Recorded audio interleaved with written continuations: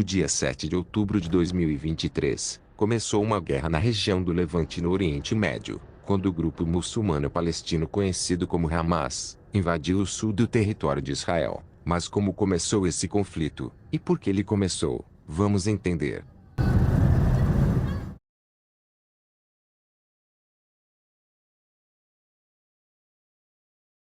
Bom, esse vídeo será um pouco diferente do que normalmente estou acostumado a fazer aqui. Geralmente sempre quando faço um vídeo de guerra, eu faço questão de explicar o contexto para aquela guerra. Porém, a guerra Israel-Hamas possui um contexto tão complexo, que eu acho que seria melhor um vídeo somente explicando ele, desde as raízes do conflito entre judeus e palestinos, até a origem do Hamas e sua subida ao poder. Então nesse caso, irei deixar um vídeo na descrição explicando a origem do Hamas, e irei explicar bem resumidamente a origem desse conflito. Mas primeiro vamos às raízes do conflito. Tudo começaria quando em 1967, Israel entraria em guerra com o Egito na chamada Guerra dos 6 Dias. Com a vitória de Israel, a faixa de Gaza ficou sob ocupação de tropas israelenses. Porém na Palestina, haviam vários grupos insurgentes que queriam fazer uma resistência armada contra Israel. O principal era conhecido como LP. Então o governo de Israel resolveu tolerar grupos islâmicos menores que teoricamente seriam pacíficos.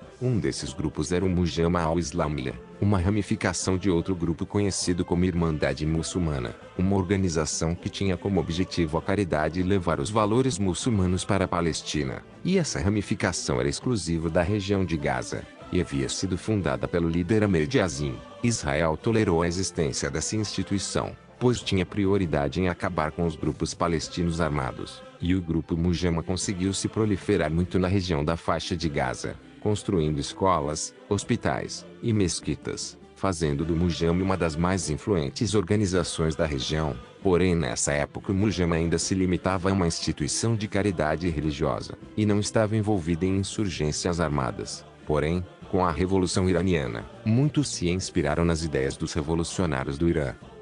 Assim muitos muçulmanos ao redor do mundo começaram a se inspirar no novo regime iraniano, incluindo os palestinos. Assim o grupo Mujama começou a se envolver com insurgentes armados, e em 1984 Yazin foi preso após as tropas israelenses descobrirem armas após invadirem mesquitas. Porém pouco tempo depois ele é solto numa troca de prisioneiros. Em 1987, uma grande revolta acontece na Palestina, a primeira intifada. Essa foi uma revolta violenta que aconteceu nos territórios palestinos ocupados por Israel. Nessa revolta, Yazin decidiu junto com a Irmandade Muçulmana que iria criar um novo ramo para participar da revolta, já que a organização Mujama era uma instituição social religiosa, e não armada. Então, em 10 de dezembro de 1987, Yazin fundou oficialmente o grupo Hamas. Assim que surgiu, o Hamas planejou vários atentados e ataques durante a intifada. O principal discurso do Hamas era o nacionalismo palestino extremo,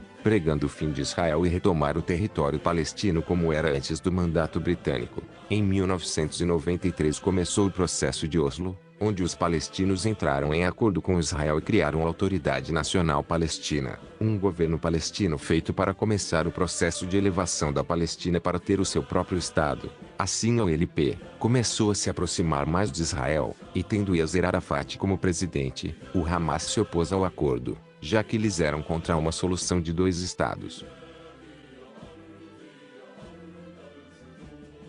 Desde então, os Estados Unidos passou a considerar o Hamas como uma organização terrorista financiada pelo Irã, e nesse momento Yazin estava ficando mais popular e influente do que nunca. Em 2000, começou a segunda intifada, mais violenta que a primeira, que durou até 2005 e resultou na morte de Yazin. Porém Israel decidiu desocupar o território da faixa de Gaza após a intifada. Isso abriu mais um caminho para a subida do Hamas ao poder em Gaza. Com a retirada de Israel em Gaza, houve eleições na Palestina após a morte do presidente Yasser Arafat, e a maior oposição do Hamas era um movimento conhecido como Fatah, com o Hamas conseguindo eleger Ismail Haniyeh como novo primeiro-ministro da Autoridade Nacional Palestina. Porém, ambos os movimentos estavam começando a entrar em conflito. O Fatah era a favor da solução de 2 estados na Palestina, enquanto o Hamas queria desfazer o Estado de Israel por completo, e de forma armada. Por isso, o presidente decidiu demitir o líder do Hamas como primeiro-ministro da autoridade. Porém, os membros do Hamas decidiram não reconhecer e continuou governando a Palestina na faixa de Gaza, onde o Hamas tinha mais influência. Assim, os governos da Cisjordânia e da faixa de Gaza se romperam em dois governos diferentes na Palestina, o da Cisjordânia governada pelo Fatah, e a faixa de Gaza controlada pelo Hamas.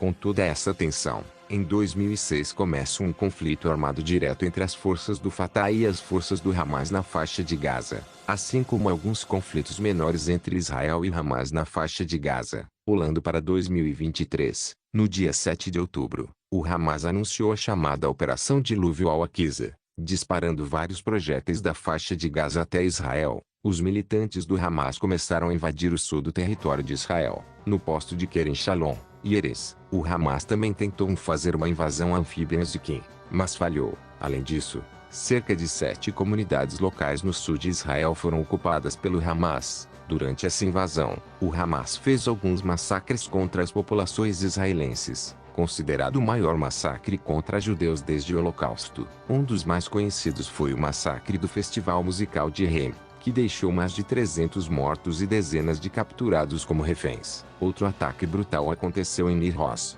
que deixou 46 civis mortos. O início desse conflito no sul de Israel gerou grande preocupação nos governos de fora, que de início começaram a se manifestar contra o Hamas, e até mesmo favorável a Israel. A invasão do Hamas acabou gerando vários casos de abusos sexuais e sequestros de civis como reféns. Durante a invasão, o Hamas recebeu o apoio da Jihad Islâmica e outros grupos menores. Mais de 1000 civis morreram nesses ataques. Porém, o ataque do Hamas foi muito insustentável. Após a declaração de guerra do primeiro-ministro de Israel, as forças israelenses contra-atacaram, e com isso a resistência dos invasores começou a enfraquecer. Em poucos dias de guerra, as forças de defesa de Israel expulsaram boa parte dos terroristas do sul de Israel. Entretanto, o Hamas estava levando muitos dos reféns dos territórios invadidos para a faixa de Gaza, o que geraria uma crise de reféns de Israel. Após as forças de defesa de Israel iniciarem o contra-ataque, foi anunciada a chamada Operação Espada de Ferro, e o contra-ataque expulsou os invasores do Hamas. Após isso, confrontos em formas de escaramuças aconteceriam na faixa de Gaza, pois o governo de Israel já estava preparando a sua invasão contra a faixa de Gaza, iniciando um bloqueio à região e anunciando aos civis do norte para se deslocarem para que Israel iniciasse a operação em Gaza. Isso porque o primeiro-ministro de Israel, Benjamin Netanyahu, anunciou que iria invadir Gaza para resgatar os reféns e derrubar o governo do Hamas.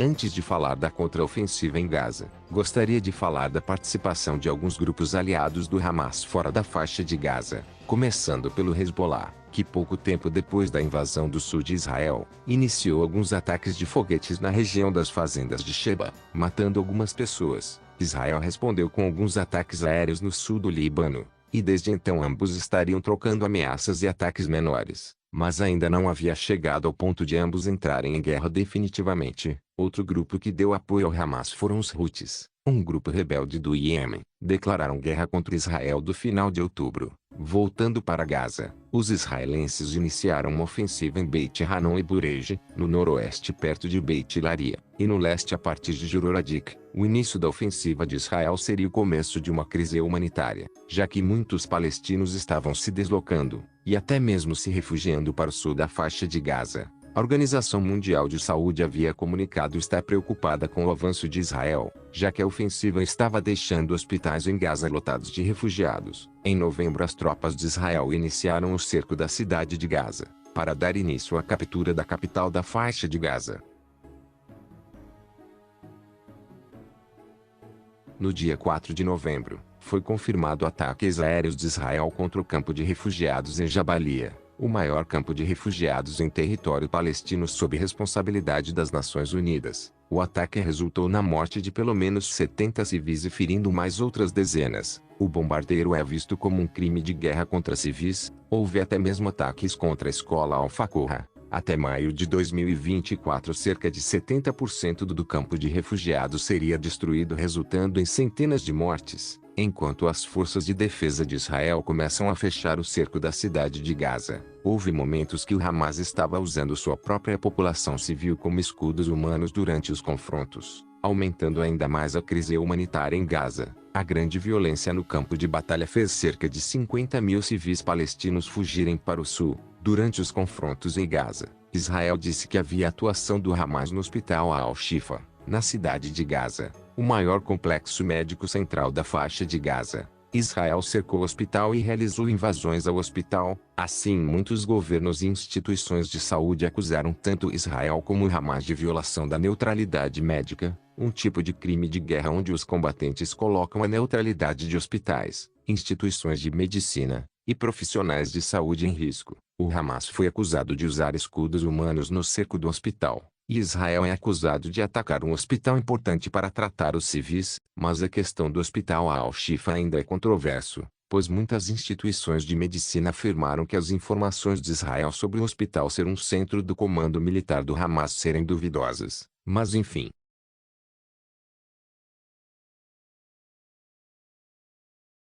A crise humanitária em Gaza seria ainda mais afetada pela fome, já que Israel fez o bloqueio da faixa de Gaza, agravando a crise alimentar da faixa de Gaza. Os israelenses começam sua ofensiva no sul da faixa de Gaza e no dia 8 de dezembro chegam na cidade de Khan Yunis, começando assim combates violentos entre os soldados de Israel e os militantes do Hamas. Israel também teria iniciado ataques a Deir al-Balah enquanto no cerco de Gaza, militantes do Hamas estavam resistindo principalmente em Shujaia, e o cerco estava ficando cada vez mais fechado no norte. Em uma das operações no cerco de Gaza, Israel acabou fazendo um incidente onde os soldados de Israel acabaram matando 3 reféns que estavam em Shujaia. O incidente geraria críticas ao governo de Israel, já que para muitos opositores do governo, a operação em Gaza não estava trazendo os resultados desejados, já que a operação acabou gerando esse tipo de incidente. E até o final do ano Israel conseguiria avançar sobre boa parte do território de Gaza,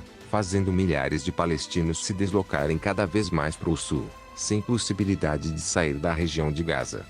Em janeiro o Hamas estava lutando no norte da faixa de Gaza com táticas de guerrilha, e é importante ressaltar que durante a guerra em Gaza o Hamas usou estruturas de túneis para fazer boa parte das suas operações contra Israel sem que houvesse confrontos diretos. A situação humanitária em Gaza estava tão complicada que vários países se posicionaram contrário a Israel, e até mesmo os Estados Unidos fez pressão para que Israel diminua as tropas em Gaza, mas Israel afirmou que isso iria fazer os militantes voltarem às suas atividades. A crise humanitária em Gaza foi usada pela África do Sul como argumento para um suposto crime de genocídio cometido por Israel contra a faixa de Gaza. Não vou entrar em detalhes pois as denúncias dividem opiniões. Em fevereiro, Israel anunciou vitória em Khan Yunis, e após isso Israel anunciou que iria avançar sobre a cidade de Rafah, no sul de Gaza. O problema é que a maioria dos palestinos que estavam se refugiando do norte da faixa de Gaza estava indo para a cidade de Rafah, e como muitos palestinos não conseguiram sair do território palestino,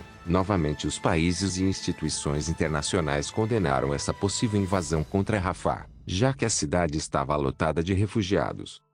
O porta-voz do Conselho de Segurança Nacional dos Estados Unidos disse: qualquer grande operação militar em Rafah neste momento seria um desastre, e não apoiaríamos, enquanto as forças de defesa de Israel se preparam para a ofensiva terrestre em Rafah. Ataques menores de bombardeiros e ataques aéreos à cidade ocorreriam. Em 29 de fevereiro, ocorreu aquilo que foi considerado o maior crime de guerra de Israel durante todo o conflito, o evento conhecido como o Massacre da Farinha. Esse evento aconteceu no corredor Netzarim, onde palestinos estavam recebendo ajuda militar estrangeira, como alimentos, água e etc. Porém, houve uma confusão e soldados israelenses começaram a atirar contra os civis que estavam tentando pegar ajuda humanitária. Alguns morreram pisoteados tentando pegar os suprimentos. Cerca de 118 civis morreram e outros 760 ficaram feridos. Relatos de civis do local disseram que quem abriu fogo foram os militares israelenses. Israel se defendeu dizendo que os tiroteios foram causados para evitar debandadas dos palestinos com tiros de advertência,